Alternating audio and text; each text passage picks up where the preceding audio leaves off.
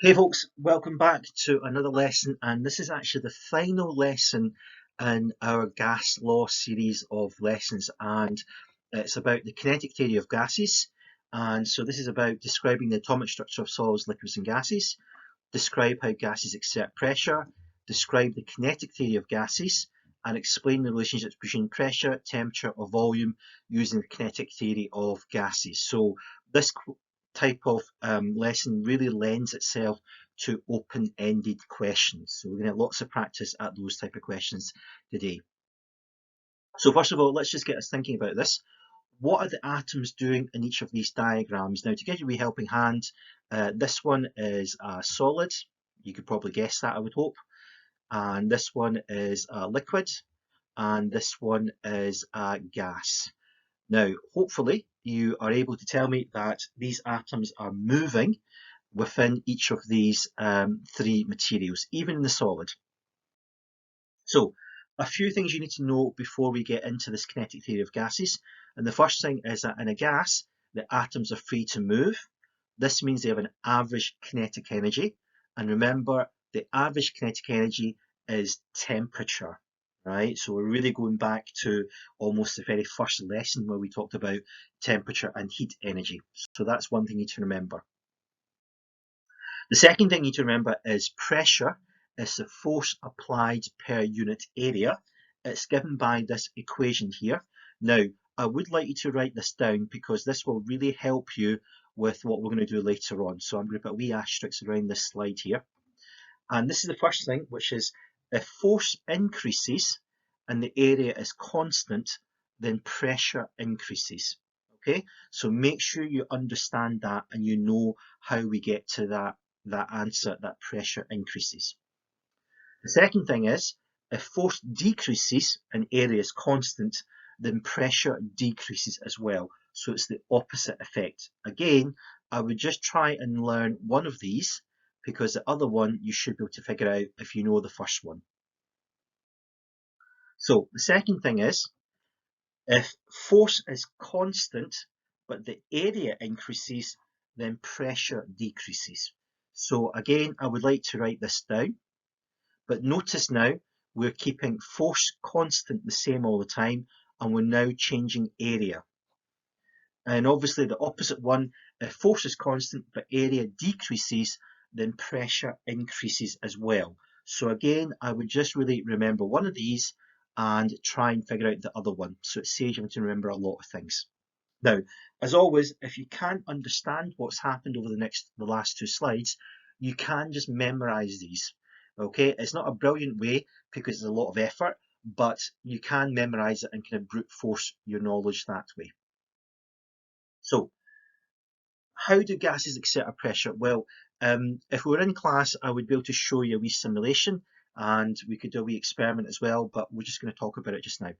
Since atoms are free to move, they can bounce off the walls of a container. So if you imagine atoms are like tennis balls, and if you throw them around your room, they can hit the wall of the room, and every time they hit the wall of the room, they're exerting a force. Okay? This force is applied to the container or to the side of the walls. And remember, the container or your wall has an area. So if we've got force and area, we must be able to calculate the pressure. Okay? So please get clear, in your head that the atoms exert a force because they have kinetic energy. This force is applied over an area, and that if you do the force divided by the area, you can calculate the pressure. So make sure you have that really clear in your head. Now, again, if we were in class, I would get to do my pretty much infamous experiment, which is crushing metal cans using air pressure. Okay.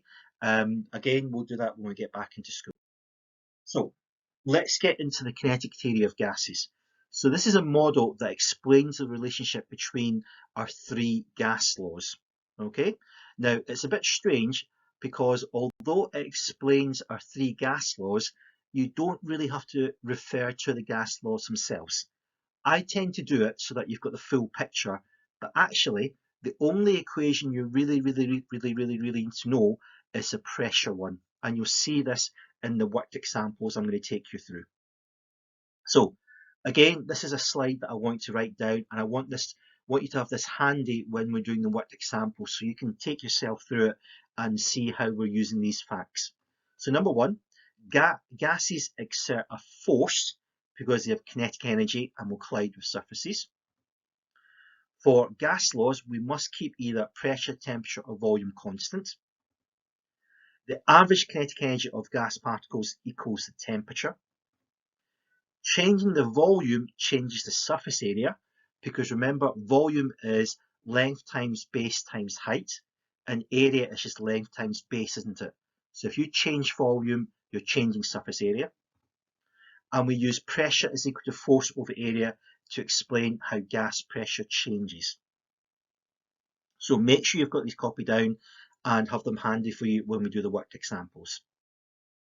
So let's start with a worked example that talks about pressure v temperature. Now, I'm not going to do every possible combination of pressure, temperature and volume because it would take too long and you'd get bored, right? I am going to show you how to do one example of each, and then I would like you to try and figure out how to do the other kind of examples, okay? So after a few laps around the track, the tyres of the Lamborghini Murcielago heats up. Using your knowledge of physics, explain how the tyre pressure increases when the temperature of the tyres increases if the volume of the tyre is constant. So quite a lot of stuff there. So let's do a wee bit of note taking first of all. So first of all, we are using this gas law here because we talked about pressure and temperature is increased and volume is constant. So that must be P over T is equal to a constant. Now, increasing the temperature of a gas, remembers, increases the average kinetic energy of the atoms. So this is the first line that I would really want you to write down if you're doing an answer to this. The second thing then, logically, is that if you increase the kinetic energy, there'll be more and stronger collisions, because remember, it's a bit like throwing a tennis ball harder against the wall. And the second thing is, we're now going to use this equation, pressure is equal to force over area, okay? So, more and stronger collision means the force exerted by the gas atoms increases. Since the volume or area is constant, but the force increases, and pressure is equal to force over area, well, remember, if this is constant here, and this increases, then pressure must increase. And that's how you explain that increase in pressure. Explain how pressure decreases if temperature decreases but volume is constant. Have a go of that one yourself. I'm going to put it in as one of your assignments, so by all means try it and write it down. If you need to, play the video again to see if you can figure out what the steps are. Okay, example 2 of 3.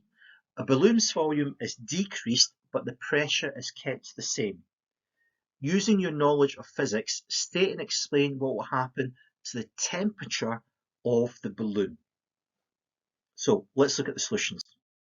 So again, first of all, we write down that we have got the volume is decreased and pressure is constant. So we know that we're looking at temperature. Okay, so that's this relationship here. And so decreasing the volume of the balloon means the surface area is smaller. And we're now going to use our pressure equation here. Since pressure is equal to force over area, and if pressure is constant, if area is smaller, then the force must decrease as well, right? So we've switched things around a little bit because we've said that this is now a constant and this has decreased. So in order to keep that constant the same, we must decrease the force as well. Make sure you understand that bit because that's really the key to getting the rest of this solution here.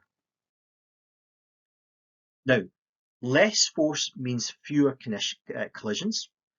This means that average kinetic energy will also decrease. So temperature is a measure of average kinetic energy. Then particles with less average kinetic energy means the temperature decreases as well. Explain how the volume increases if temperature increases but pressure is constant. So I would like to try the same solution but doing it for the opposite case now. Again, look through this one. Remember that second step with the pressure is really the key to understanding the rest of this. It is a wee bit artificial, but once you kind of get your head around it, you will kind of start to see the logic behind it. Final example. Rocket fuel is cooled to a low constant temperature. A high pressure is applied to store it. Use your knowledge of physics, state and explain what happens to the volume of rocket fuel. So again, let's write down a few things. So first of all, pressure is increased, but temperature is constant. So that means we're looking at the PV equal to K solution here, equation here, sorry. And again, we're also using pressure is equal to force over area. So first of all, since temperature is constant, the kinetic energy of the particles must stay the same. The force of collisions between the particles stay the same. So in other words, in our pressure equation here, this is being kept the same. Okay, so the next step is the key to the whole of the solution. Since pressure is equal to force over area, and pressure is increased and force is the same, then area must get smaller. So let's look at that in a bit detail. So we're saying pressure has increased, force is still a constant. So in order for the pressure to get bigger, we must be making the area smaller. Because if we divide by a smaller number, we get a bigger answer. So that's how you explain that bit there. If you don't understand that, play it again. It's really important you understand it because that is the key to the whole solution. And then a smaller area means a smaller volume. So therefore, the volume decreases.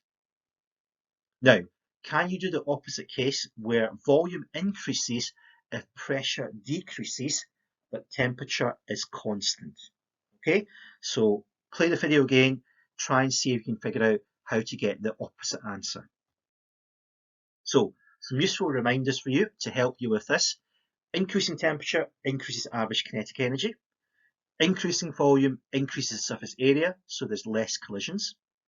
Increasing pressure increases the force exerted by the gas. And remember, you are using this equation P is equal to F over A to help you work out what's happening to the pressure.